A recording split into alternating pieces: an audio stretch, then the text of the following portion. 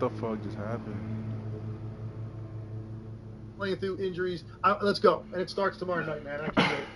Yeah, people see, I think they're saying I don't have my mic. I've got my little mic, but I'm in a big room here. I'm in an office, so unfortunately there'll be a little echo.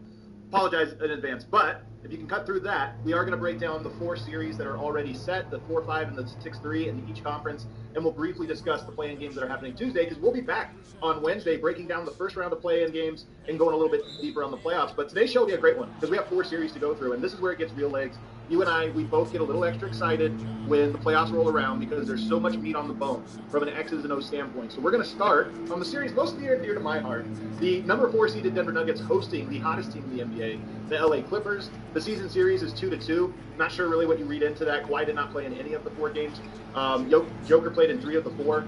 So just off the top, what do you see? Like, if we did the overarching strategic challenge in this series, what would you say it is?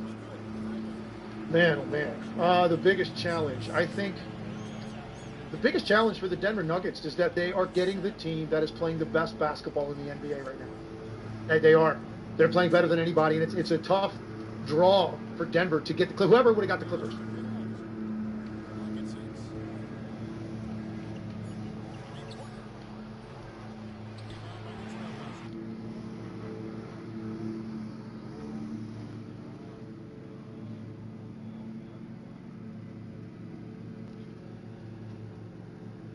The best basketball in the NBA right now. They are.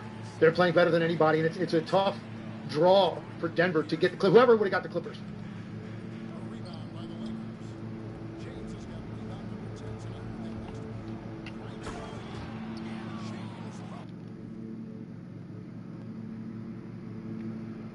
Bro, what the fuck? There's so much shit going on right now, bro.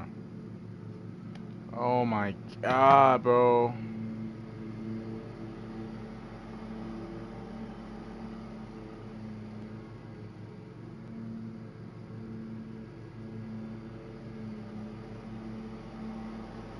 This shit is pissing me off. It's actually pissing me off.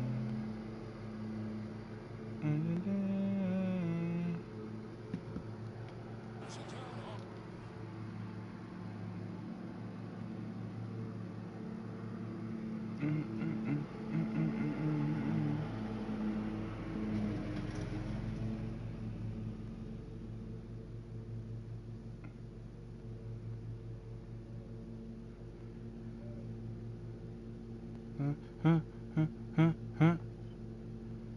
ain't in the club. Who's out there gonna one of my ducks? My BLACK.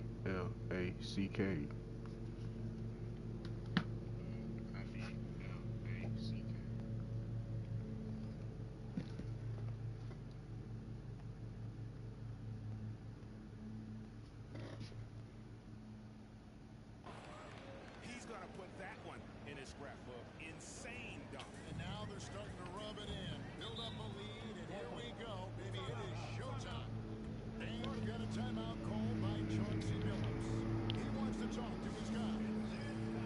Bro, what the fuck, bro? You know what I'm saying? Like, where my dad? Where to your dad too? Like, what the fuck you doing? Like, damn.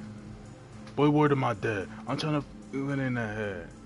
One shot to the head. I'm trying to make sure that boy is dead. Yeah. Look at it, I ain't never you fucking again. Damn. I ain't never. I was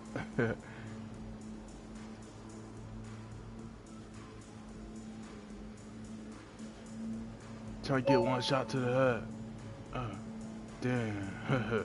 The one shot to the head.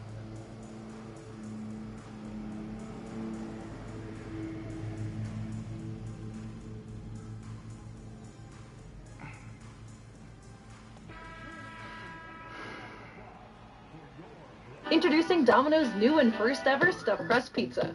Try it for the first time tonight. This is phenomenal. Playing through injuries. Let's go. And it starts tomorrow night, man. I can't wait. Yeah, people see, I think they're saying I don't have my mic. I've got my little mic, but I'm in a big room here. I'm in an office, so unfortunately there'll be a little echo.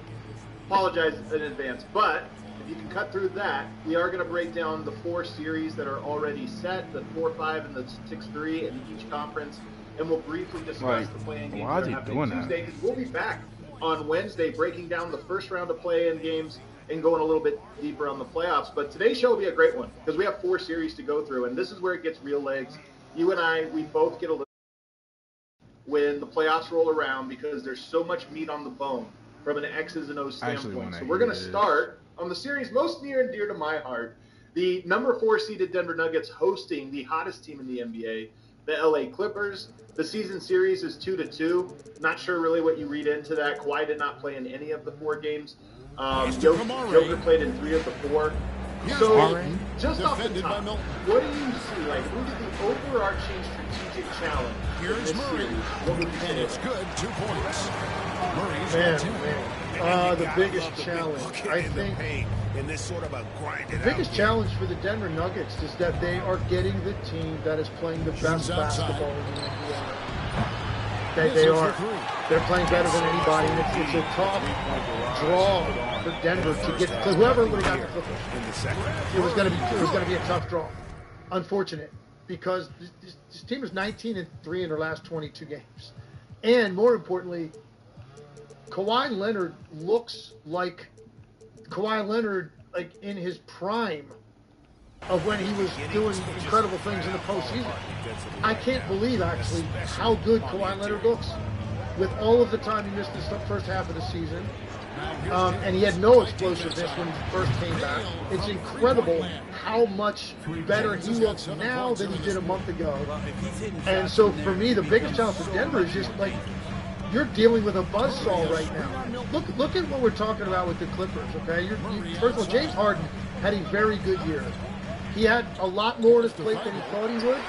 When he went out to LA, because Paul George wasn't there anymore and Kawhi was hurt. And so now the offense kind of came about Harden again, and he didn't want that. He went to LA to not be that. But yet here he was, and he actually had a very good year. And he kept their head above water a lot of nights offensively. You thought I was ducking smoke? Who had an all-star caliber year. Now you can inject the best player of all of them right into the equation here before the playoffs start. And their 4th best player might be the most underrated player in the NBA, Zubac, and what he's doing right now. So I think you asked me, that's the big picture answer, Adam. It's just unfortunate whoever was going to get this team, and it turns out it's the Denver Nuggets. I mean, obviously Kawhi Leonard is just a monster, and we saw this last game against the Warriors was basically a playoff game before the playoffs because it meant so much to both teams. And how did he perform in that one? Near perfect. I mean, only missed, I think, 4 shots, put up a ton of points. They were difficult points. They had a ton of defenders they could throw at him and make his life difficult, but he just gets to his spots. He's so strong. So I agree with you. Kawhi Leonard, the challenge of Kawhi Leonard is a big part of it because they have an elite defensive team, but I would actually go in the direction I was saying when I think this is the center of it is, and that is Jamal Murray, who for Denver, they have Jokic as a constant. They have a bunch of guys that play a role when given the opportunity, but Jamal Murray is either great or struggles, and he tends to struggle most against athletic and long defenders. You look at that Clippers team, they have more long, athletic, strong defenders than they will be able to play in the series. They're as flush with that specific profile as anybody. So to me, I think it comes down to if Jamal has a good series, I think Denver advances. If he struggles, I think the Clippers advance, and the Clippers have the guys to tilt that in their favor. Look, man, you're not going to like hearing this. Okay? Oh, no. You're not going to like hearing this. I think the Clippers are going to win the series even if Jamal Murray does play well. Really? Because because I think there are other guys that could be potentially limited in their effectiveness on certain nights because of the defensive presence you're talking about. And you're talking about Derrick Jones Jr., Dunn, and Kawhi. Mainly. They shorten their rotation right now. Amir Coffey's another guy that would be in that mix as well. They get after it on the perimeter, man, and they can. I think guys like Christian Brown and Blake Porter Jr. Like even if Jamal Murray, look, if Jamal Murray plays out of his mind, no, Denver can win the series and probably will. But what's the likelihood Jokic plays out of his money, which you're going to need, and Jamal Murray plays out of his money? I don't know that you're going to get both. Not every night. So there's going to be nights. I think Jokic will do his thing, man. He just is. That's who he is. He's going to get his numbers every night. He might have a couple nights, maybe it's a long series, where he doesn't shoot as well as he does on the other nights, but he's always going to get to his number. Massive effect with the glass and playing it. That's just going to be every night for him. Murray could fluctuate dramatically. Look, if he has one of those series where he goes off, he averages 26 points a game and shoots 50%, to the field and 40 plus from the three, man, they're going to be tough to beat. But I still think the Clippers would have a chance to win that series because I think they could do other things to Michael Porter Jr. and Christian Brown and Strawler and some of these other guys that you're counting on. And I think that defense could affect and take away. But if Jamal Murray is subpar, I don't know that it even matters what Jokic does. I don't know that they're going to win this series, Adam. I think they're in trouble. Well, we've seen Jokic have great series, but not have a running mate, and it's come up short. Sweeping hook. I thought Jokic was incredible. Yeah. Games, they come up short. So to me, getting that running piece with him is so big, and I actually think Denver has a decent shot. You know, I just came from Ball Arena where Josh Kroenke spoke, President of the Nuggets spoke about the decision to fire Mike Malone and Calvin Booth, and kind of gave his perspective. But one thing that from being around the building the last week, I think the Nuggets have had a much-needed injection of belief. And I know that sounds crazy because they haven't been great since the All-Star break. But people inside that building seem to think that Denver is not a throwaway game. The team needed a moment to kind of rally around. So I say that just to say this is a tough series. I think it's a 50-50 one. But I think Denver, when the Warriors got Jimmy Butler, Draymond said, I know we're the 8th seed, but we're winning the title this year because we're closer than you think. There's just some things that have disguised our potential. I think the Nuggets go the same way. That we're better than the record, but there were some things we had to do, some tough decisions we had to make to get here. And so that paints my perspective a little bit on, I think the Nuggets might be a little more prepared for the Clippers than it seemed a week ago. Well, all right, that's a fair point about the Nuggets, but okay, well, they had the same exact record as the Clippers, and the Clippers had Kawhi Leonard for 37 games. So I think the Clippers probably feel the same way. What's their record? What's both of their records? 52. Both of them are 50 and 32. So I mean, imagine if Kawhi Leonard played all year. You think the Clippers are a 50-win team? No, they're probably the 2 seed. Yeah. They're probably the 2 seed, right? So, and I understand that that's a big leap to say, because Kawhi Leonard started out the playoffs last year. And then he just went away. We never saw him again. And we didn't see him until, midway through the season this year. So it's a big leap to think, okay, Kawhi Leonard, what you're seeing out of him right now. Look, the guy just averaged 26 points a game over 2 months. Oh shooting my over 52%. God, bro. What? All right, so this is a really long run right now, a large sample size. But I still think it is a leap to think he's going to stay perfectly healthy for a long playoff. I think that's fair, but this isn't a long playoff run right here. This is the first round. So I am more confident that Kawhi can get through this. Does something crop up if they win the series in the next round? That's possible with his track record. So it's something to look at. But to your point, I just think it's valid to say, well, yes, you're right. I think Denver probably thinks and believes they're better than a 50 and 32 team. I know that the Clippers are, because of the fact that they had Kawhi Leonard for 37 games, less than half of their games this year, and they still won 50. Mainly because of their defense and this incredible surge of offense out of Norman Powell. That's really the 2 biggest reasons they were able to do it. And so I'm looking at them now and saying, man, if Kawhi keeps it together, that is a very difficult matchup for Denver to deal with. And whoever you have to take and say, okay, so let me ask you this. Who do you think is going to be put on Kawhi Leonard? Aaron Gordon, who I think is actually one of the better Kawhi defenders. And then you put Brown on James Harden? Yeah, that's what you try to do. Harden's going to get guys switched off a little easier than Kawhi, but yes, Christian Brown will draw that attention. Okay, and then that leaves Jamal Murray to play Norman Powell. Yeah. Right? Yes. And then, so that's where you're at. So that'll be, listen, Kawhi Leonard likes to take the action to you. And that's going to benefit Aaron Gordon for sure. Like, he's definitely that kind of defender. You want to bring it at me? I'm bigger than you. I'm stronger. Although, Kawhi Leonard's pretty damn strong. But still, he wants to get into you and take away the space and then operate in that 15 to 18 feet. He's just dominant. He's a very good three-point shooter. It seems like he's a better three-point shooter the more they need him to make threes. So that's tougher for Aaron Gordon to guard that out on the perimeter. He doesn't really do a good job on him. It's going to give him a much better chance, without a doubt. But I'm just dead. Look, I'm so excited about all 4 of the first-round series that we know. I think they're all good, potentially could be great, including the 2 in the East. Lakers, Minnesota could be great. Denver Clippers could be great, like long, competitive games on a nightly basis. Incredible individual performances out of the star talent. It has all of that. So does the ones in the East. I think Milwaukee, Indiana could be a really long, high-scoring, fast-paced series. And then, of course, Knicks Pistons, man, could turn into the ugliest, hardest-fought series of all. So the 4 that we know, I'm really excited about, including this Denver Clippers. Well, let me play devil's advocate about some of the more details, and I more just want to ask what it makes you think. One, Denver really struggles in transition defensively, and teams that play in transition hurt them. Well, the Clippers don't. They get points. They basically score all of their fast break points off of steals. But they don't run the ball up the court. They walk it up the court. So, all right, there's one thing Denver struggles with that maybe the Clippers will press. And then Denver struggles in pick and roll, especially if you can get a rolling big and then kick it out to the corners, the three-point defense. They can do that with James Harden, and Zubac obviously is very good as a decision maker on the short roll. But they prefer, obviously, to go Kawhi, ISO heavy, do some of this other stuff. So part of me wonders if, yes, Kawhi Leonard is tough, but they're straight playing Harden spread pick and roll in this series, and I'm not sure they're going to fully turn the dial to say, hey, Harden, this is your series. Kawhi, you're a little bit more of a vaccine. Yeah, I mean, I don't think they would ever go that far, but you're making a great point. Look, the bottom line is it's a ball screen lead. It's always going to be the most important thing you can defend in the NBA. I don't care who, they could have Michael Jordan on their team, okay? And in modern basketball, the way it's played now, pick and roll would still be more important than guarding Jordan in the triangle or in the isolation situation. It's the truth because it's so prevalent. It's every possession. You have to deal with some level of ball screen, and Harden is a master manipulator of it. Now, look, let's get to him.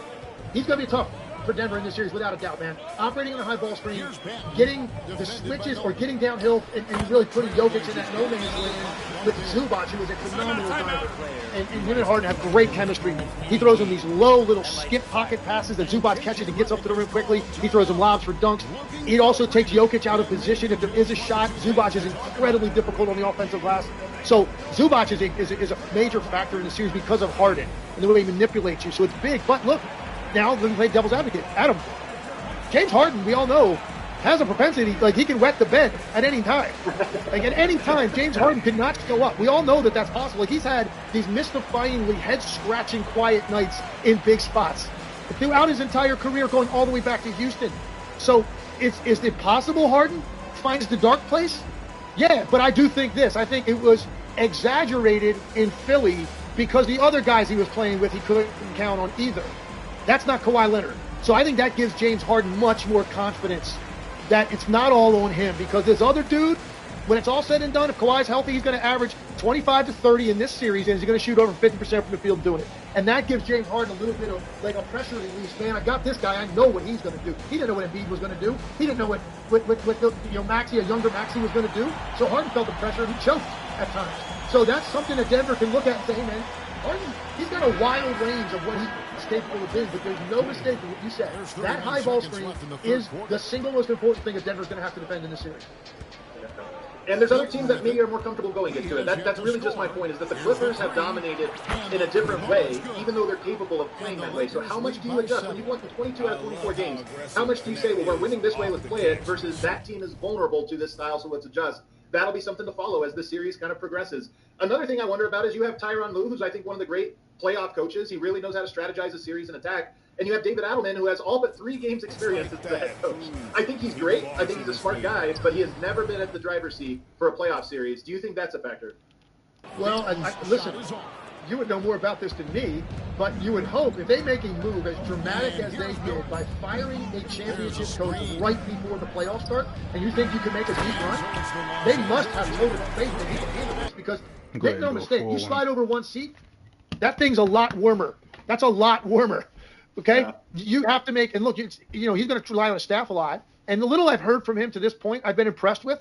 He seems like a very honest, upfront, forthright person to me. That's a good communication quality. So I'm confident in that. But when you are the one, listen, there's a lot of key things that head coaches are going to do, like substitutions and rotation. That's a group decision amongst the staff. At the end of the day, the head coach is going to make that final decision. Who's on the floor when? When are you calling timeouts? What are you running late game? When are you going to challenge something that could be very important if you lose it because you lose the timeout? Like these are the things that fall in your lap as a head coach, right?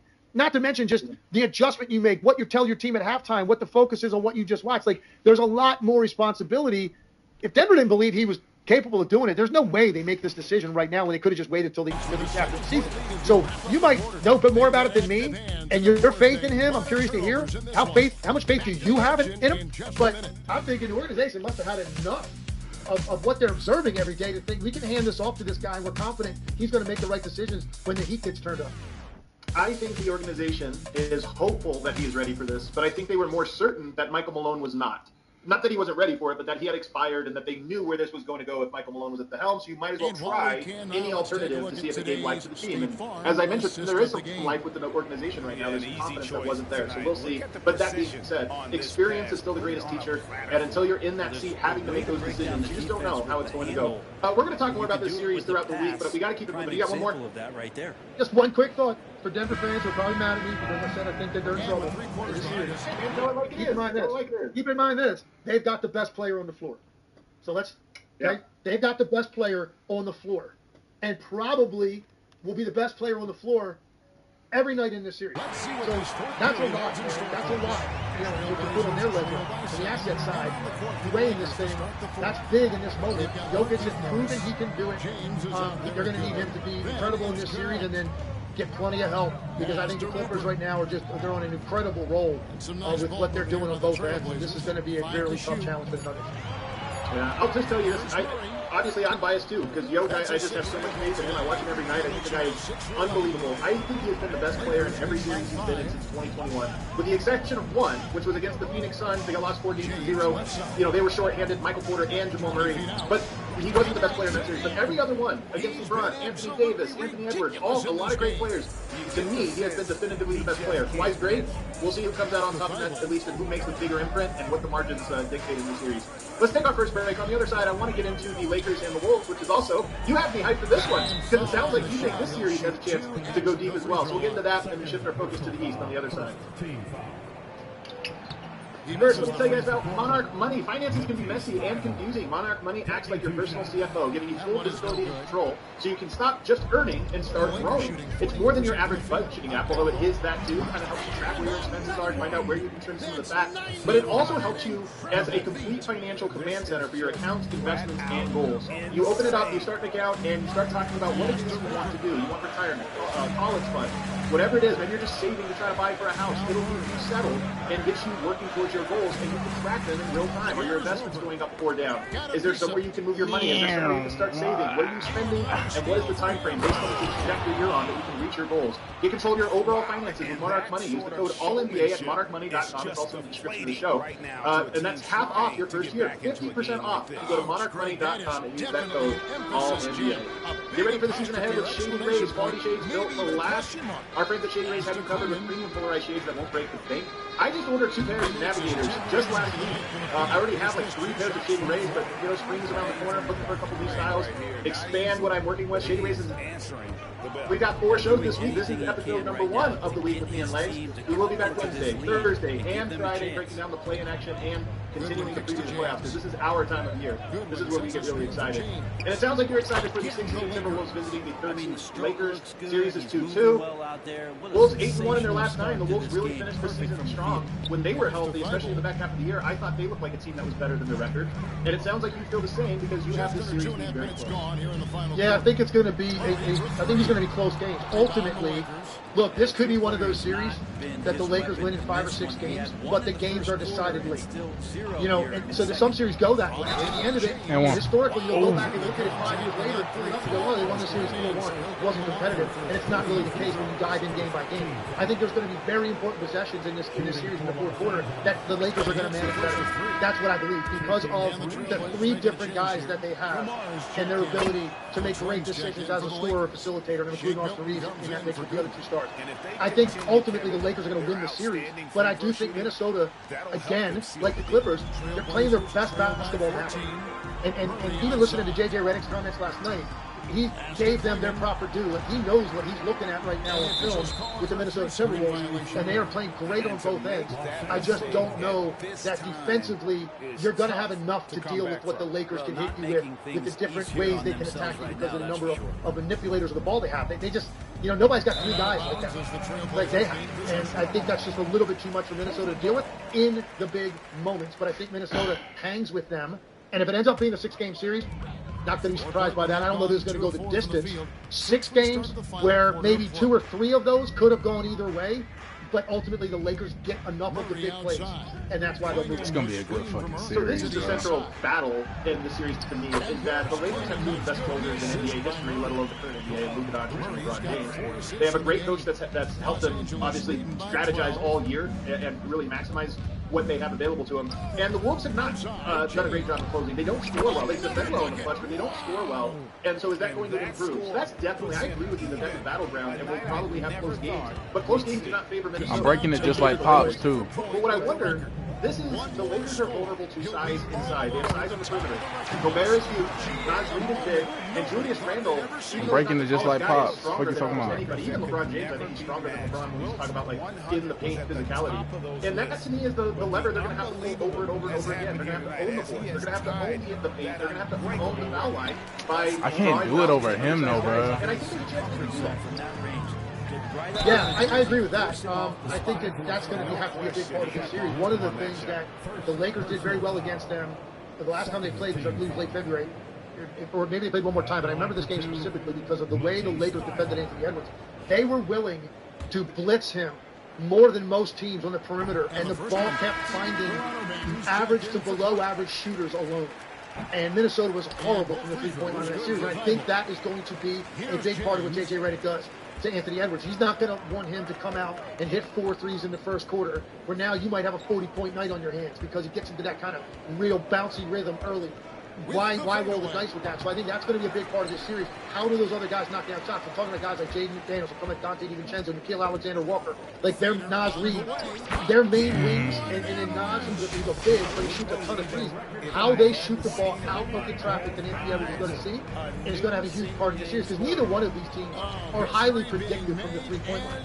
There's going to be wild fluctuations. I've seen the Lakers look horrendous from out there, and I've seen them hit 20. And you just don't know from like, and the reason you don't know is because they're not consistent shooters, right? So you've got your fingers crossed if you're J.J. Redick and your Mitch. And that's going to play a big part in this. How do Minnesota's other guys handle the open looks they're going to get? Because J.J. Redick's going to hit Anthony Edwards with a lot of traffic and not let him get downhill or get into these step-back threes he loves to shoot. James right side. I'm so excited for Ant in this one because this is a big stage for him. He's obviously been on big stages before in the conference finals last year, but this is a big stage for him going at Luka and LeBron. And I have a feeling that this is an opportunity for him to really shine. So what do you expect for him in this series? And just do the Lakers have the personnel to make it difficult for him? Yeah, look, he felt the same way last year in the first round against Phoenix. This is one of his idols he's going up against, and they swept him. And he was incredible in that series. You and I have identified this. One of our first conversations you and I had before we started doing this podcast a year and a half ago. We talked about Anthony Edwards. We both agreed on the same point. He has that look in his eye to be a fire. That guy is so competitive, and I think as you go to your eyes and see, he has to be wary of. Find the balance between the downhill attacking and the three-point shooting. If his shot attempts are heavily tilted toward the three-point line, I think Minnesota's in trouble immediately. And maybe it's a shorter series and less competitive than I thought. He has to make sure he blends in the combination of two. And also, the trust factor when he does get hit with blitzes. Hopefully, Chris Finch is good with the spacing, anticipating it, where they're supposed to be. And you got to have trust in Anthony Edwards. And hopefully some guys make shots early in games, and it loosens you off that defense up a little bit against him. I'm not too worried about Anthony Edwards rising to the occasion. I think he's got the ability to have a big series.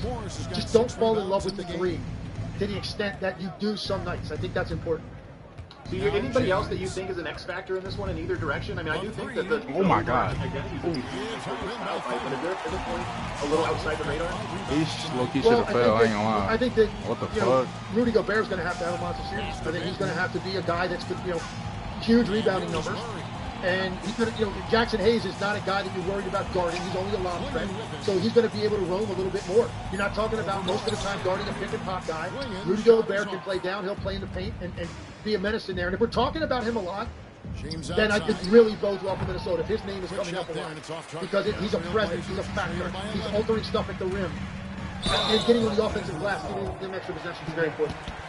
For Gobert, man, he's a great player, but more than half, like 2/3 of his playoff series have come against Jokic or Luka. And Luka in particular just loves going at him because as good of a defender as he is, Luka is not going to be stopped out on the perimeter by a slow-footed big man, and that's going to be a huge challenge for the Wolves. It sounds like you're leaning Wolves. I don't want to give my takes yet. I have to digest. No, I'm not leaning. I'm not leaning Wolves. I already said I think the Lakers are going to win the series. Lakers are going to win. I meant leaning Lakers. Yeah, leaning Lakers. Yeah. No, I'm picking the Lakers. Yeah, I'm leaning Lakers. I think that ultimately there's going to be 2 games at least, or 3, potentially, decided inside 5 minutes. You have to trust the Lakers more in those situations. Agreed. If it comes down to that, I agree. I would take the Lakers winning most of those games. All right, let's go to the Eastern Conference. There's good ones over there as well. We got the Pistons, 6-seeded Pistons going to the 3rd-seeded Knicks. This one to me is all about one team with nothing to lose, the Pistons. season's already a success. Cade Cunningham Now here's playoff debut. James. And one team who has as much pressure as anyone in the NBA. The Knicks cannot lose in the first round. And yet, the series feels kind of close. For three. Take it a step further. This is where Tom Thibodeau's got a lot of pressure on. Two things can't happen. Two things can't happen. Not just survive the first round. That's imperative. I don't know that Tom Thibodeau would get fired. I think that there would be a lot of talk about it if they lose to the Detroit Pistons, who have been a great story. And we've been talking about Detroit all year. They're a great story, but they're incredibly young. And they literally were the bottom of the bottom feeders just a year ago. So this is their first taste of this. And in Madison Square Garden, and you've got a couple of max players on your team and everything else. Like, it's set up for the Knicks to win it. So I don't know if he would get fired. I just know that conversation will pick up pretty quickly if they lose to the Pistons. But here's the thing, it's not even just that is enough for Tom Thibodeau. You can't get run out of the building against the Celtics either in the next round. Now, you could lose to them as long as you fight and you battle and it's a tough series and it goes 6 games or 7 and you're in games and everything else because the Celtics are better. So you can live with that in the Knicks and the Knicks front office and the fan base probably even. You get run out in 4 or 5 games against Boston and 2 or 3 of those aren't really competitive in the fourth quarter. I don't know that Tip survives that either. So he's under probably more pressure than just about any coach in the league going. And look, he just got Brunson back. He hasn't found his rhythm yet. I think Detroit's defense is going to have a lot to do with them staying in games, but I think their lack of consistent three-point shooting is going to ultimately be a tough thing to overcome. So I think I'm slightly leaning toward the Knicks, but I'm telling you right now, I would not be shocked if the Detroit Pistons took this to a 7th game in Madison Square Garden. To the middle. What the fuck? I just throw. I mean, what a year he's had. He's such a fun player. He's a fast learner. Forget where he is right now. You should judge young players by the trajectory they're on. Because some guys are skilled when they come in. He has unlocked something every month of this season and really since he's come to the league. And now he gets to test himself against that Knicks perimeter defense. I know he's talking about Josh Hart, good defensive players. And yet, I kind of think he's going to dominate the series. I'm so excited. It might be my number one, or one of my number one storylines of the first round. Cade Cunningham, I think, is going to break out. Listen, I completely, emphatically agree with you. And look, the numbers back it up against the Knicks. He played all 4 games against them, and he averaged 31 points a game against them. He shot 53 or 54% from the field and 50% from the three-point line. I mean, Cade Cunningham did whatever he wanted. The other guy they could not contain was Malik Beasley. Malik Beasley torched the Knicks. He's going to be incredibly important in this series as well. He doesn't shoot well. I don't think Detroit has a chance because I don't know where else it's coming from consistently. Here's one of the things that's going to be interesting. We talked to J.B. Bickerstaff about this yesterday before the game because the game meant nothing, so we were looking ahead to the playoffs. We asked him about the specific series. And I said, what's your biggest challenge? He said the Knicks were, even though the Pistons won 3 out of 4 in the regular season, he said the Knicks were really good about forcing non-shooters to be open. And I'm talking about guys like Ron Holland, Asar Thompson, right? These are guys that are so important because of their defense, and they will be in this series guarding Jalen Brunson and Anunoby, like those 2 guys in particular. But offensively, it's a trade-off. And so, are they going to be able to no, it's not when you put in cutting packages on the backside. So that's a big challenge for them. And so with the guys that you have around, Marcus Satcher and other guys, it's streaky. And the Knicks don't really have a fucking shot blocker in there to really contest those cutters, especially not Ron Holland and Asar Thompson. All have taken important shots in playoff games. Those guys have to play well in this series for the Pistons to really have a chance. We'll see if they heeded the message. I think it's going to be a good series. Here's the last one I'll ask you, and it's kind of a hot take question, I guess, but who will be the best performer in the series? I don't want to say best player, but given that Jalen Brunson is banged up, you've got Karl Anthony Towns, you've got Cade Cunningham, and then you just have, if you want to go a wild card, but who do you think will be the best individual performer in the series? I think Cade Cunningham's going to have the best series of anybody in the series. Followed closely by Karl Anthony Towns. I think Karl Anthony Towns is going to play great, and I know that the way he finished the season a year ago, you say, oh, I mean, the playoffs he got a little tight, but I think that he's had a good enough year. I think I believe in him. Brunson potentially finds it again in the series. Maybe even have to start it. But right now, going in, there's no denying he's not at peak level, and he's not anywhere near like all-star rhythm going in. But he could find it because he's a ball-dominant guy. He's got a lot of usage, and it only takes one half, to unlock a guy like that. So he could end up being Brunson. But I just based on what Cade Cunningham did against them in the regular season and how methodically he moves, and I saw a comparison here in the chat to Luka, and I think it's a fair comparison in terms of size, strength, and the way they move. They're never in a hurry. They do what they want when they want. Cade Cunningham did that against the Knicks too. So I think Cade Cunningham is going to have a monster series. The last one we're going to go into now is another great one. Maybe the biggest rivalry game, which is Bucks-Pacers. Pacers the home court team, Bucks going on the road. These two teams have met. In the playoffs, in the regular season, there's been bad blood, there's been prosecutors. This one is like true rivalry. Not historic, but recent. These two teams have seen each other, they know each other, they don't like each other. I think this might be the series of the first round. Well, I know they there's stuff there, man. Not all of these have it, but there's some stuff in the air going in. Now, here's the thing. Last year, Indiana beat them 8 out of 11 times. 1:16 left in the game. Right? That's dominance in one season. Now, at the end there, they were banged up, the Bucks, Giannis in the playoffs and everything else. But they went out of 11, and there was a narrative about that. Well, Milwaukee flipped the script this year. They won 3 out of 4, and should have been 4-0. If you recall, the one game they lost was that miracle 4-point play by Tyrese Halliburton, where off the inbound, right, off the side inbound, where he makes that fadeaway, fadeaway falling out of bounds 3 and got fouled, a down 3 to win the game with a 4-point play in front of a stunned Bucks bench. Or they go 4-0 against them. Now, here's the caveat: Damian Lillard played in all 4 games. Okay, now, I'm going to give you an update on Damian Lillard. This was very interesting, listening to Doc Rivers yesterday. Damian Lillard's blood clot is progressing dramatically. It's not completely gone, but it's headed in that direction. Now, he's got no conditioning whatsoever. As of right now, he can't really fly. Now, Milwaukee, Indiana, it might be drivable. I don't know, but my point is this. Doc Rivers said that the medical staff is telling him they're hopeful he can make an appearance even in the first round. Doc Rivers seemed more skeptical about that. Like, not sure when we're going to see him. And the range we got was anywhere from a week to 6 weeks. Like, that's, so listen, the point is there's a tremendous amount of uncertainty with him. They had him for 4 games this year against Indiana, and they should have won all 4 games. Now, if you don't have him, that to me clearly shows an Indiana State. This is the big series for Giannis, too. I mean, obviously last year did not have him available, so this year you get Giannis, and Giannis fully healthy and motivated. I'm just curious to see what he can do. I mean, they, since the championship, have been a bit of a star-crossed team. And I'm just curious, this feels like his best playoff chance individually, even if I don't really buy all the other pieces that they brought in. Here's one thing that's made it so. I mean, he got an incredible year again. I mean, look, he's the only player to put up the numbers he has while shooting 60% from the field. And he's done it twice. 2 years now. And so he's had an incredible year. And one of the adjustments they made when Lillard went down, Giannis Antetokounmpo, for all intents and purposes, is playing point guard for the Bucks. He's playing point. Now, he's always gotten the ball and advanced it in outlets or taken off the glass and go yourself. That's not what I'm talking about. They fight. Not necessarily a runaway win, but one they'll feel very good about. And let's face it, anytime you can go on the road and win in the fashion they did, you have to feel good about it. And really an outstanding effort all the way around. Thank you for joining us. That'll do it for now. So for David Aldridge, Greg Anthony, Brett Barry, and the whole 2K Sports crew, this is Kevin Harlan thanking you for being with us as we present our player of the game.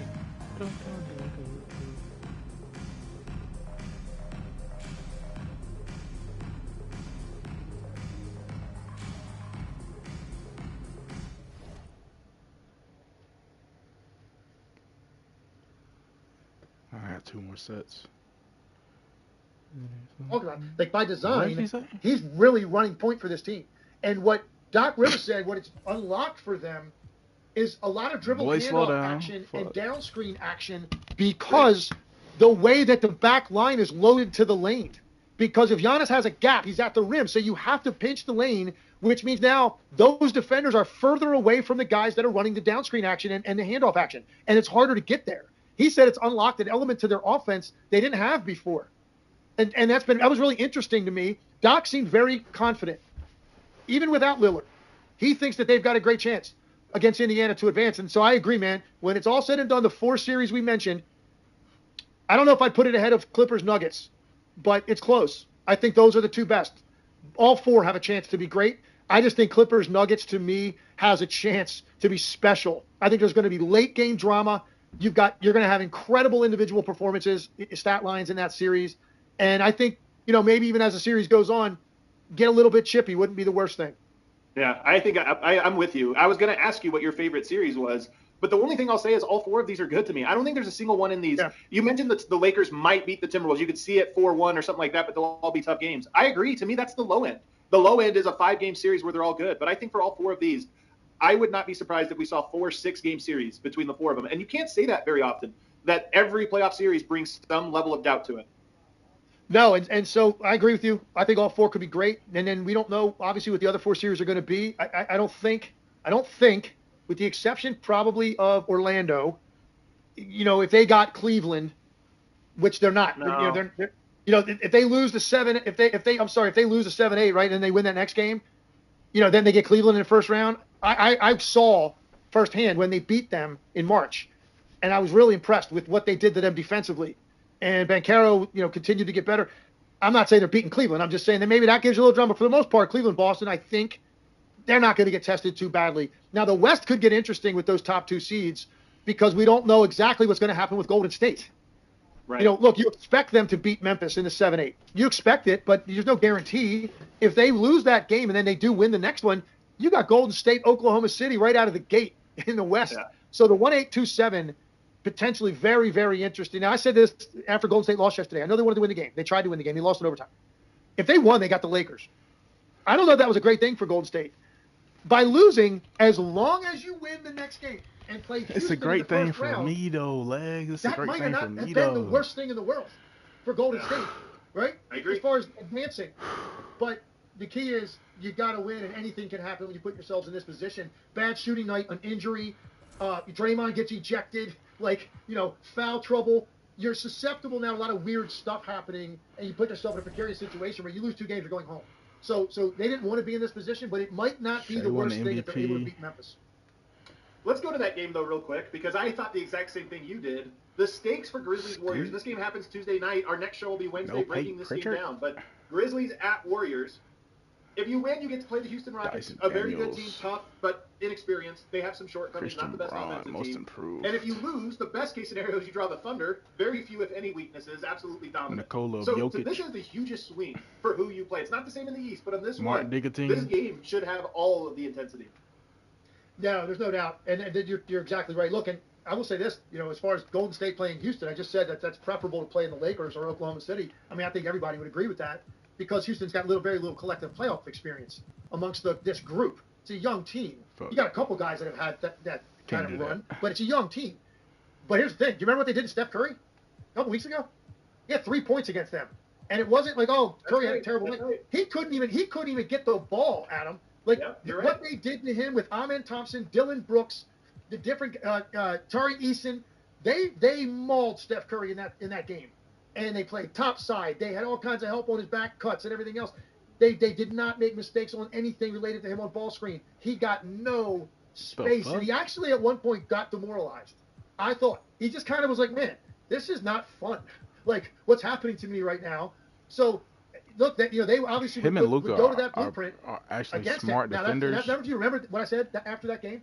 I was disappointed in Jimmy Butler. They just, because I'm like, not where that were they you? don't give Jimmy effort. Butler They're had just 11 not points in that able game. to. Like, where are you?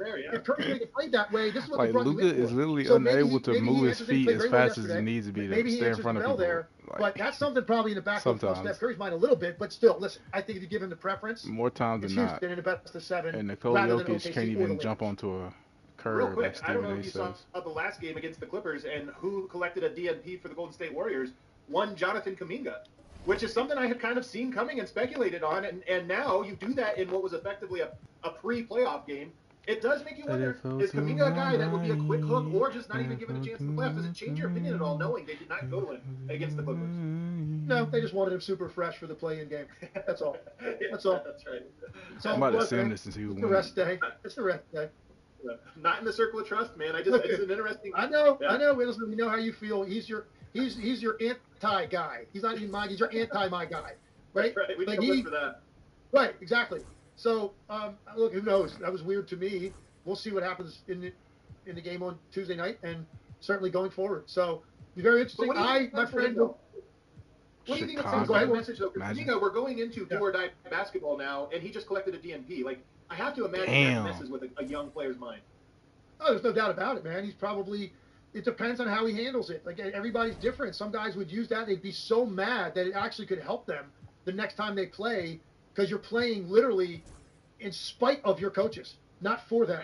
And sometimes that can help you as a player. It really can. Find a bit of like, you know what? You don't think I deserve to play in that game? Take a look at this. Or, some guys get pouty and moody.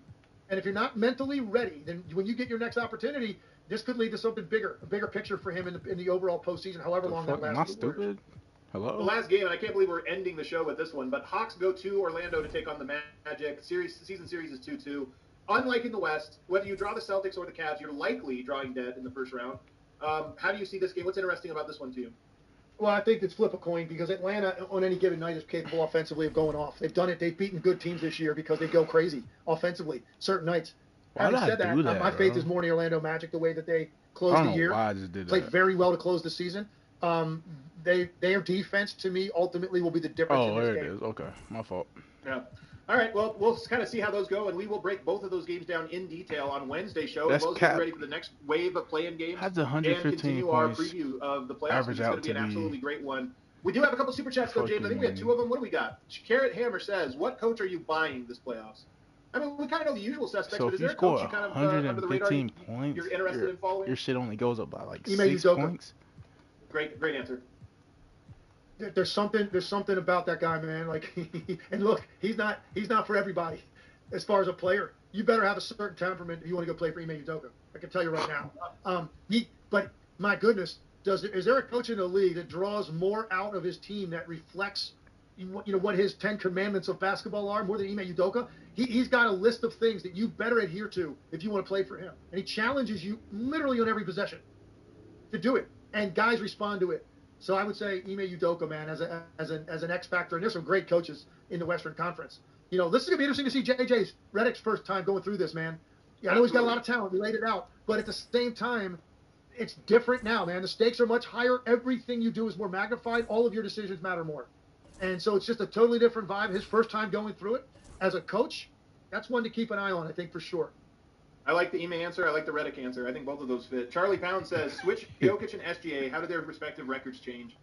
These ones are always interesting. I mean, people always love this sort of way of going about it. What I'll say for me personally, What the fuck? OKC has a lot of great defenders. They have a lot of great defenders. I think Jokic would benefit from that part of it. Lakers in 5. That being said, both guys were selected and the teams were built around them based on their strengths. What do you think?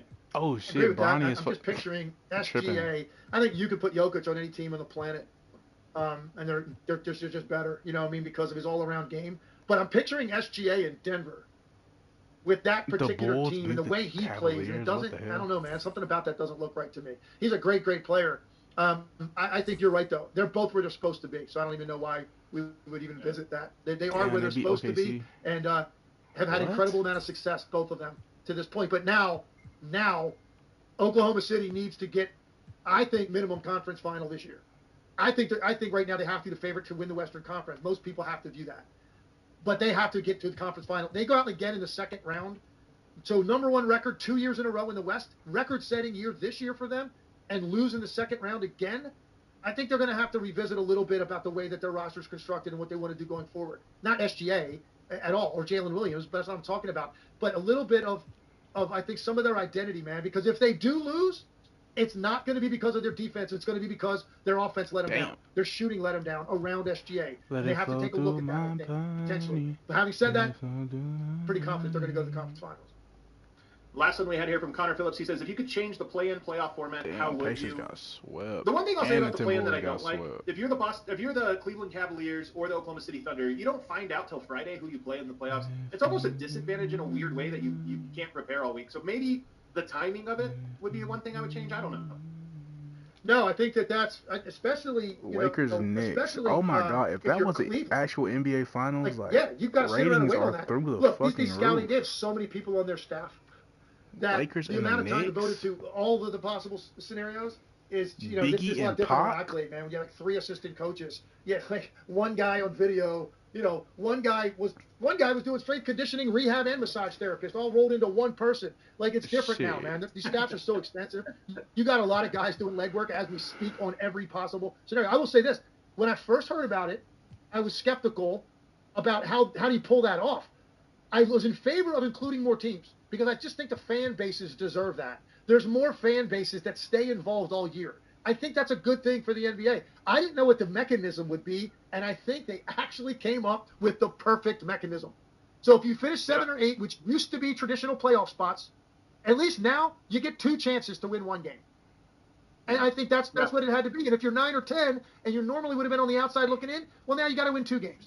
Yeah, you won first. And I think that's probably the best way to weight the whole thing. So I think they actually nailed it, man. I really do. I think they got it exactly right. Here's one change I would love. Allow the top seed to pick their opponent. And so maybe nobody knows who they play until the Friday, and maybe you have to hit a little bit of a gap so every team has a chance to practice. But I would love it if on Friday night, Oklahoma City had to go to the podium and say, we want the Memphis Grizzlies, or we want... I know, I disagree with you, and I'm going to tell you why. I disagree. And I'm going to tell you why. If you did that, you would have every year more first-round series that would be just absolute blowouts. And because there's a reason they're handpicking certain teams. So now there's, and I'm not saying you get a ton of drama in the 1-8-2-7 anyway, but you get some. Yeah. And I think the randomness of the matchup plays into it. If you're handpicking the weakest link, you're going to have a whole lot of sweeps, and no one's going to watch. That's a good point. But it would make for good theater. I want to see Matt Mark Dagnott go up to the podium and call out whatever coach it is he wants to go up against. Whatever. Yeah, not only do you have to call out the team, you have to call out every person on their roster. Ooh, it's a good by name. You have to explain. We want to play, and you start listing names. That would be awesome. Yeah, that'd be great. I like it, man. Make it more like wrestling. Cue that outro music, James. Legs, it's great to have you back, and it's great for the playoffs to be back. You're going to be on the road for Wednesday show. What game is it you're calling on Wednesday? I got the 9-10 West Sacramento Dallas game, which should be a pretty good game. I'm excited about it. That's a really good game. That's actually a really fun one. So you've got a good draw there. We'll be tuned in on that. But before that, we will do a show on Wednesday morning, wrapping up the games, the first round of the play-in. So why the fuck is LeBron James not in the game? Subscribe wherever you get your podcast apps too. Don't just watch this on YouTube. You can also have us on the go on Spotify, Apple Podcasts, wherever you get your podcasts. Everybody hit that like button for us. We'll see you tomorrow. Fuck. Okay. Doncic against Brunson. Inside.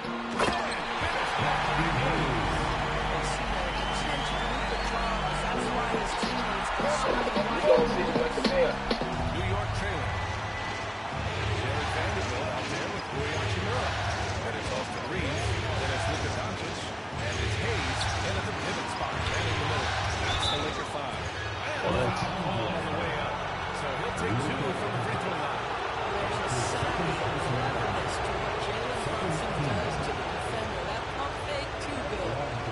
And a chance to catch up on some numbers here. The scoring breakdown for Los Angeles.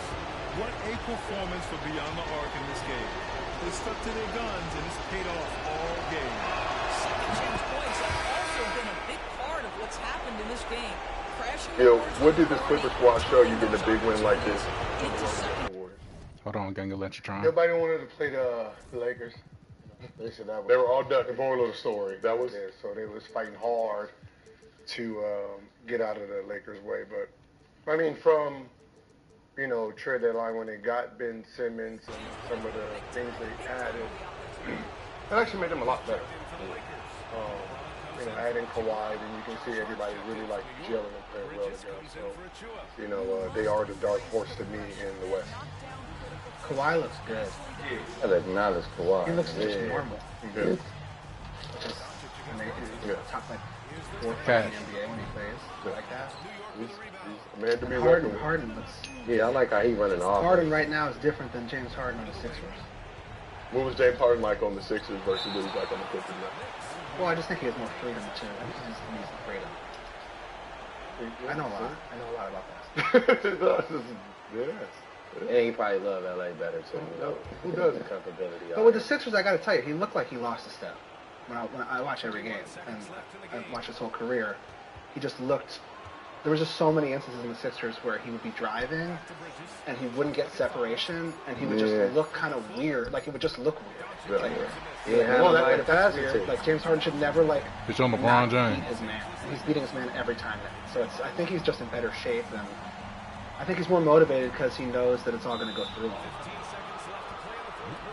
You know what it is?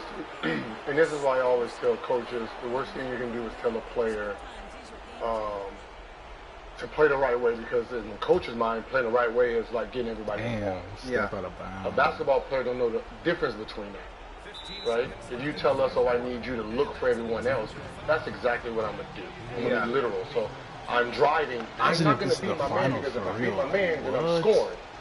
And you really don't want to score. So I'm going to just do enough to try to get someone to bite so I can make that pass. So when he was in Philly, the offense wasn't his. He's told to average 20. So when he's sitting here going, he's literally trying to slow himself down. So he had to dumb his game down. Yes. It's a ball And that's why I say, just like you, that's what a player do. You What tell him the to fuck average is that? 20. Okay, I'll shut the fuck up. That's what he's going to average. If he's averaging 25, 30, I that will means shut think the about fuck what he has to do to get to 20. That got to be hard mentally for a player, though, knowing you're a dog and the coach like, yeah, I need you to just get a dub. Yeah. Right. Look for him. He's just so much better. There's only a few players like him where you're just better off letting him really dominate the ball and like not like think about how Golden State plays. Like Steph could do that, maybe not like James, but he'll never even remotely do that because he's just running everything's perfectly. It's a system. James is the system. He was when he said that, I was like, he's probably right.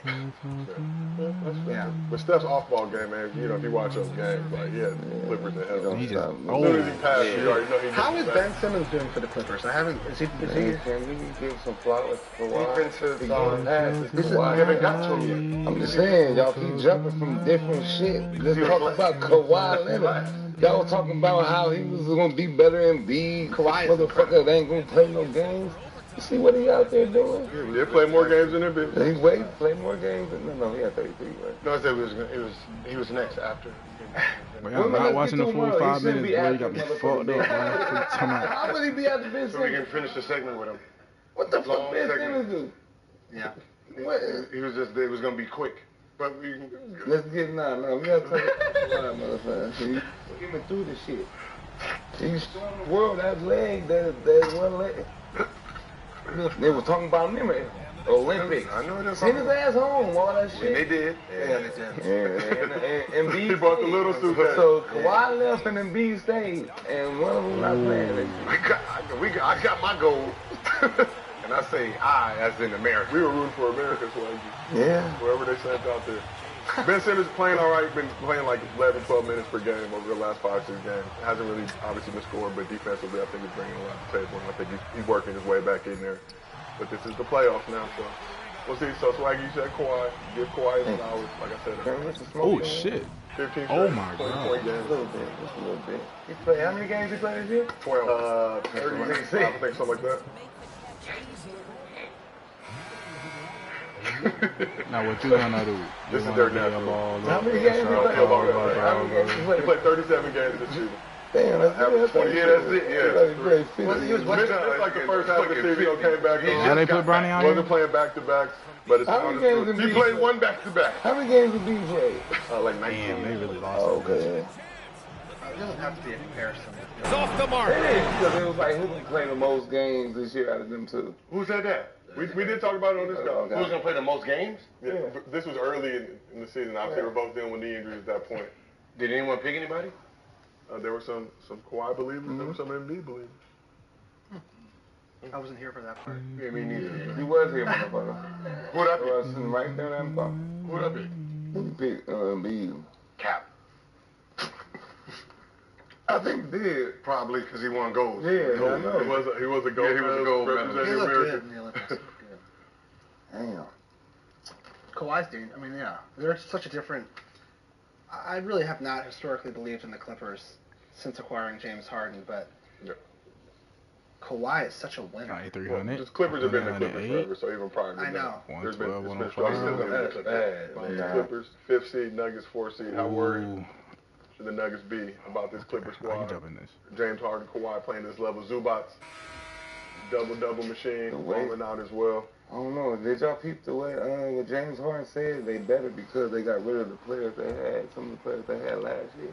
No, look like at that. He's like on a mission. Yeah. So that energy right there going into the playoffs. Yeah, you didn't see that, but we actually have that. So Clippers in this season 50-32, one less win than last season, but they also only had Kawhi in the lineup 37 games this season compared to 68 games last year.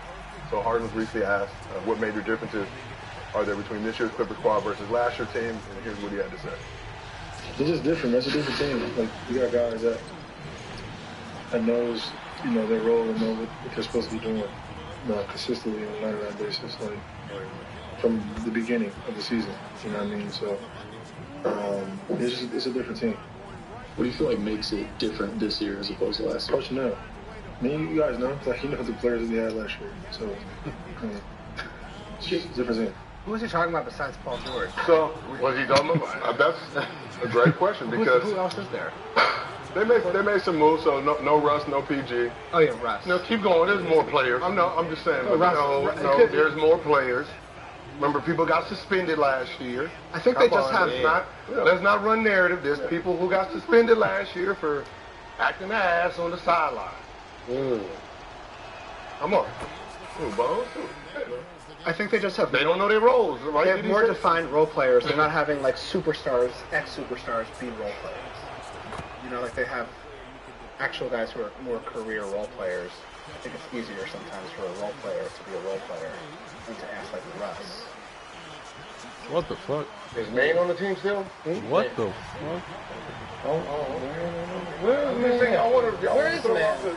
Where the fuck is man? I forgot man was in on. I mean, we literally watched James Harden come into the locker room and he's sitting there and just. we just see that. Come on, man. We seen the distance of the Clippers team. They traded Terrence Mann and Bones to the Hawks for Bogdanovich.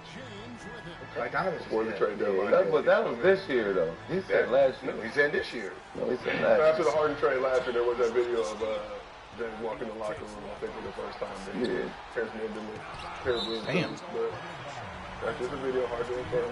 Man, there'd be a lot of animosity in the locker room, man. Yeah. I'd be happy if I had James Harden on my team and he's gonna get some dubs. Yeah, for sure. Harden made the playoffs every year of his career. But does it feel like you said, does it feel like he's taking a shot at Paul George? Because we know the biggest piece that's missing from the Clippers roster from this season compared to last season. No, because they're both all LA guys, that the ones we want to name, LA guys that are friends. Russ and LA guy, people with Palm dance a little. AU. They both played on the pumps. Yeah. Did they? No. I don't remember that. I played on the pump, too. So I don't remember Paul George playing on the pump. Yeah, he did. He did? Yes. Pump and run. Shout out to the Pump brothers. David and Dana. LA. Everybody played for Pump and Run at some point. I thought he played for You lived in Los Angeles long enough. You made it here with the Pump squad. We beat the Atlanta Celtics when I saw it. So you don't feel like this was a shot at PG? I feel like it is. If you wanted to be. Paul George doesn't bother anybody. I don't think it's a shot. I think it's just the holistic. I think he just needs to be able to be James Harden and have the right role players, like, just so defined. He's not going to be the kind of guy that I think thrives in, like, crucial game for him, tying up the series. Not what Russ was back then, but when you have like 4 first ballot Hall of Famers, like, that all really believe they're still that, it's more complicated. Yeah, for sure. And we had a story Bones Highland told. He was on IG Live and talked about how Russ was feeling disrespected by the team. He said he needed to walk in with the 75th anniversary jacket to remind everybody who he was while that was going on. So it's just a whole bunch of people didn't really know what their roles were. Right, and this is why training camp is important, and the fact that they don't have training camp anymore. It's more like a Holiday Inn, and that's why everybody gets hurt at the beginning of the season. And that's why the 90s, a lot of those guys played 82 games. It's a conditioning, right? Back then, you were allowed to train 6-7 hours if you wanted to. So back then, before the season started, there was so much conditioning for that month. By the time they got to the season, their bodies was well tuned. Now, training camp is walkthroughs. Yeah. So you trust your guy for the summer to have got his body in peak condition to get ready for his game one? No, that's not how it works, right? Right? It's just like lifting weights. I know you take 2 weeks off and then try to lift your max, you're gonna tear something. No, for sure. And that's what's going on now. So the fact that there's no training camp for everybody to establish or reestablish their dominance, for the pecking order to be pecked, and coaches out there doing what he does, like, Coach, you have no bearing on this pecking order. You can't say who's the alpha, who's the enforcer. You can't. You don't do nothing with roles. Your time is to split time. But when we battle, that's who's who. That cocky dude who come in thinking he been training all summer and he's the fourth guy. Now he think he's the number 1 guy or the number 2 guy, and then he get his ego checked in training camp. Right. Now he knows he's the 4th guy still. Yeah. Why they take the training camp away? CBA type of stuff, right? Yeah. They just Collective well, were they still doing training camp when you was in? Yeah, but the last year I played with the Warriors, they like Steve Kerr expect you to come in shape. Training camp ain't as big, and it's hard because we knew where we was gonna be at the end of the year. You got playoffs, and if you go in there like we used to do, like Byron Scott and shit, come on, man, you be dead by the guy. You did by the season start. By the season start. Like, I done seen both. So, but with teams like that, yeah, I understand. You got KD, you got Steph, Clay. Professional, Draymond. They come in prepared. Like 3 days, ain't it, man? 3 days. Like 3 days. It used to be a week. 2 weeks. It used to be like 2 weeks. Then it went down to a week. 2 a days, then 1 a day. Well, first it was like 2 a days for 3 straight days. Then they'll break it to 1 day. Then it was like 2 days, 1 day, 2 days, 1 day, 2 days, 1 day. Before we even had our first game, so we had at least 7 days of training camp. 2 days. We started on Monday. By Wednesday, and I trained all summer. Yeah. I'm down 207, 7% body fat. Day 3, I'm done. Everybody's walking in like, damn, coach, come on, man. Yeah. We can't, you know what I mean? So imagine if you're not doing all this, you go into the season. Yeah. Now you got to go against a dude that's coming 100 miles an hour at you. Yeah, you tweaking muscles. Yeah. Because training camp is my backup. And motherfuckers trying to make the team. I'm not playing against. If I'm the high level guy, like I don't think they understand the concept of it. If I'm a high level guy, my backup is actually not high level. Yeah. Right? He's a backup. So for the most part, I'm going against a Honda in training camp, and I'm still like, Yeah. If I'm not pushing my body, what happens? You done did 3 days of training camp, and it's just been chilling, and then I gotta guard Steph Curry that first day. You're in trouble. But if your backup was Steph Curry, you would be the backup Steph Curry.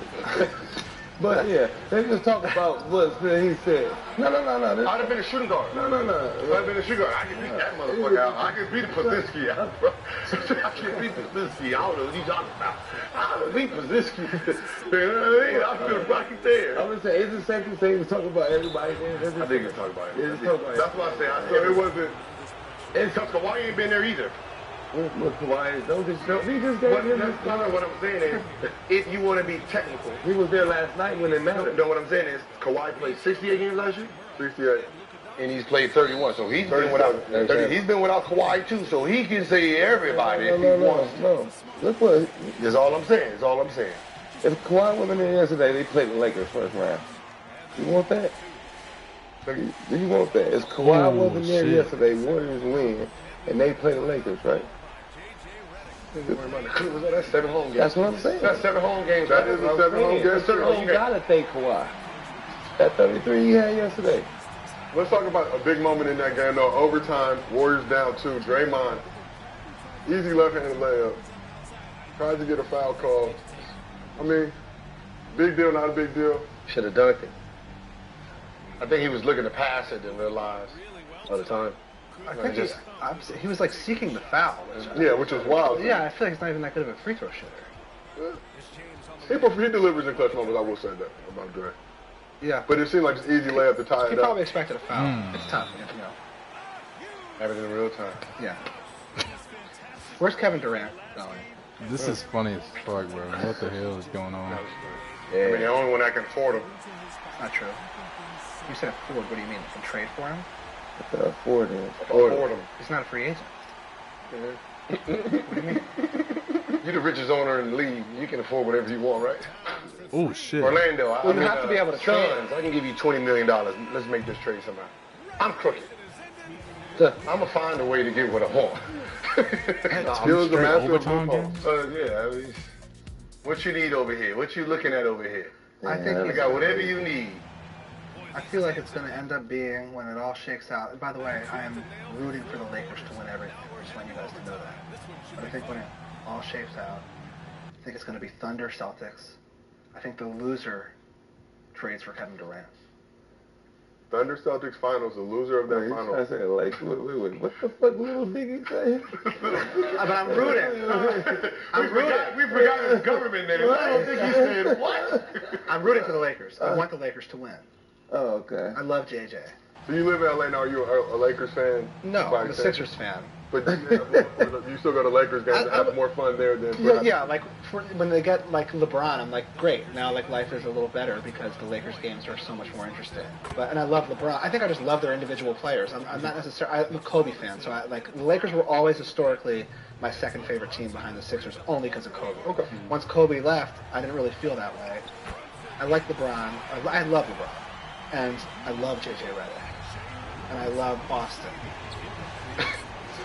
Luka, you see, like it's hard to find, like it's hard to find people who like everybody, like you know what I mean? Because usually, if you like Kobe, you hate LeBron for some reason. Nah, he know he got to see LeBron at one of the parties. LeBron been pulling up. When I used to have more. LeBron gonna put up on little Dicky, like, hey, little Dicky. No, I used to root against LeBron early in his career because of my love for Kobe. Yeah. I was so annoyed at the comparison. And then as time has gone on, I think that's just kind of an immature way to he's so great, and he's such a great dude. Well, I'm a lifelong LeBron fan, so I used to go at Kobe fans. When LeBron came to the Lakers, it was like, oh, we got to put all that aside for the greater good. But it used to get nasty back in those days. Yeah, so I'll just be real. I mean, Clippers got the chance because of one player. What? Who was that one player? They got a KB on there. Kobe Bryant. They said K. Brown. I was like, who the fuck drafted this? The fuck they picked this motherfucker up? The Clippers, man? Yeah. When I see it, I was like, K. Brown, get the fuck out of here. Then I had to actually click on it. I was like, whew. Yeah, why is it? This is Kobe Bryant. Kobe Bryant. K. Brown mentions it. I thought it was Kwame. No, I'm just saying that's a horrible. Kobe Bryant. That's your parents. You got the best and the worst. Yeah. Your career's gonna be mediocre at best. Wow. It should be Kobe B. And it's not K. Brown. Said K. Brown and not Kobe B. Mm-hmm. All right. Well. Between the both of them, they got 63 points. They got 83 points. Yeah. Other issues, so you know where he's going with this. But let's keep this moving. Today's podcast is brought to you by Manscaped. Since it's March.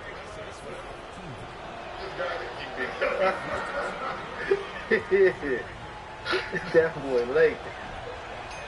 This is 83 points. Okay, that could have hit me. Oh, damn. Unnecessary. Let's increase the piece in 2025. Ooh, right over there. Yes, right over there. Today's podcast is brought to you by Manscaped. Forcing a defense that simply has no answers for him. And an intentional foul there stops the clock. However you book, first check Kayak to compare car rental sites and prices to find a great deal on exactly what you're looking for. I did to see from all of the interviews and preseason and things like that, but that did not stack up to where it needed to be, and nor was it enough to offset your shortcomings on the defensive end of the foot. And then the last big thing was the free throws. Free throws are a byproduct of putting pressure on your opponents. The Suns have two of the biggest pressure points in the league in Kevin Durant and Devin Booker. Yet and still, you see they're close to bottom third, if not completely bottom third. In makes, but especially in attempts and just general volume from the free throw line. I think rebounding is also something that comes from the age and the height, where you're 25th on average in rebounds per game. not sustainable. You're not creating extra possessions, especially when your offense isn't firing on the level that you need it to be, even if it's fine. If you're not creating extra possessions, we saw what a team like Houston can do with that. So you've seen why the Suns are bad in case you don't trust your own eyes, and why you're kind of walking into a tough position if you are a coach. So At 2-2, a team. We are going to list off all possible options that we think could replace Mike Budenholzer, and we're going to pick a couple of our favorites and tell you exactly why they might fix some of those problems, but we're going to do all of that right after our second break. Go watch a fun team if you live here in Arizona, like the Arizona Diamondbacks or the Phoenix Mercury, whose season will be starting soon. It is happy WNBA draft day to all those who celebrate, which you should. But if you're celebrating anything, if you're buying somebody a gift, buying yourself a gift, whether it's to a concert, whether it's to musical theater, regular theater, a comedy show, or, of course, a sporting event, Game Time is the place to get your tickets. I don't know about you, Steven, but I've been very frustrated in past times in my life getting tickets. Well, that's all I need to hear, right? That's all I need to hear. And that's why Game Time comes in clutch with Game Time picks. It filters out the fluff, making getting tickets easier. You see the exact price you're going to pay, where the seat is, what the value of that is. Plus, you get to see a view from your seat, and they have a 110% price match guarantee. Take the guesswork out of buying tickets with Game Time. Download the Game Time app, create an account, use code PHNX for $20 off your first purchase. Terms apply, but again, create an account. Redeem code PHNX for $20 off. Download the Game Time app today. Last minute tickets, lowest prices guaranteed. What time is it?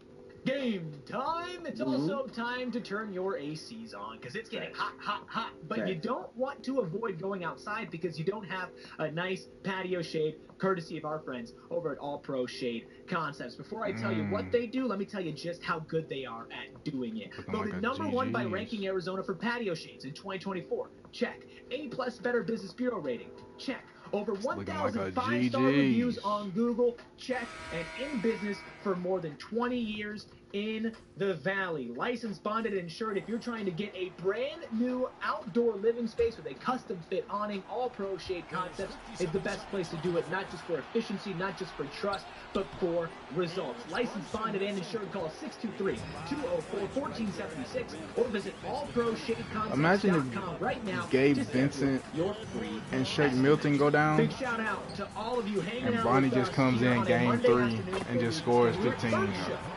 Starts scoring for 15 a game. Imagine. Today, you know it's been okay. One, we need, well, not we need, Suns need a coach that checks off boxes. Knock on wood. Also shoots. Okay. All of those boxes checked off would lead to a 60-win team. I don't like injuries. And probably contending for a championship. Only two submission tickets. Everything else you want to mention on that? Get a ticket for the Harlem Draft Day Party. Over at GoPHNX.com/events. See the River Resorts Casinos Golf Course Pass. April 24th. Join Bo. John, you just pushed the button and I just went into full promo mode.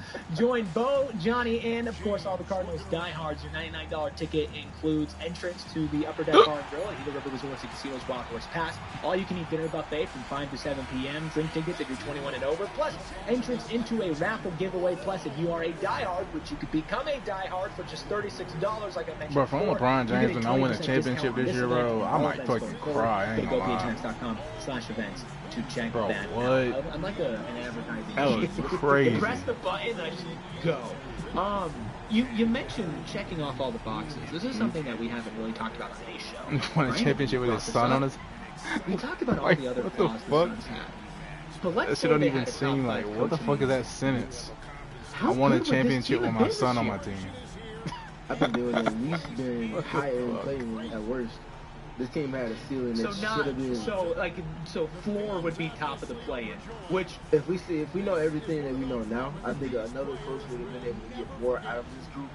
But it would have been marginally like a 4 or 5 win difference, which gets you to that top echelon of the play-in tournament. So yeah, I mean, in the top echelon of that play-in tournament was pretty close with the 4, 5, 6 seed going into the end of the season. So you really could have ended up either way. So we agree, not a championship level team, but certainly a lot better. But in order to get to a championship level team, you now turn your attention to who are you going to hire next I'm going to rapid fire list some names, and then Steven, I know there What are the 3 names fuck? that are really intriguing to you. We're going to look at some numbers and how those guys have been doing at their current stops. But everybody get your pen and your paper and write this down. Make mental note. Here's every coach that we think might either become available or is already available for the Phoenix Suns to replace Mike Budenholzer with.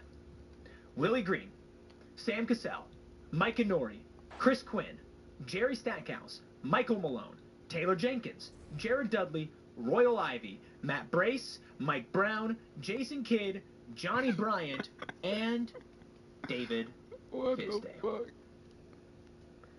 That is a nice, comprehensive list. Well, let's narrow it down. Give me 3 names that you feel like would be 3 of your top picks, if not the top picks. For sure. This is not reporting. This is my personal opinion. I want to preface with Breaking news! Stephen has opinions. The first one for me, Jerry Stackhouse, and this is not in order of how, rank them.